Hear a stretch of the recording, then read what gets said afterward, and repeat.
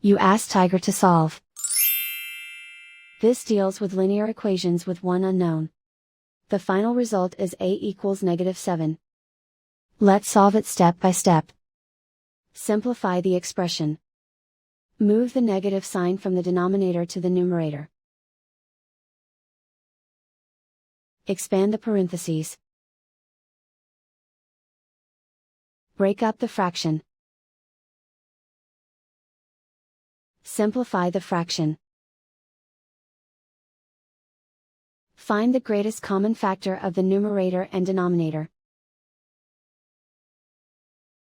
Factor out and cancel the greatest common factor.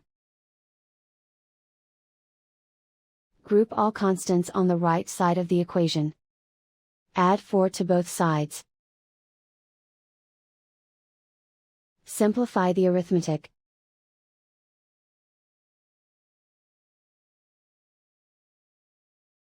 Isolate the a. Divide both sides by -2.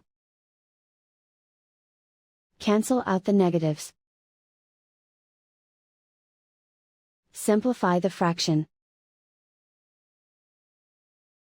Move the negative sign from the denominator to the numerator.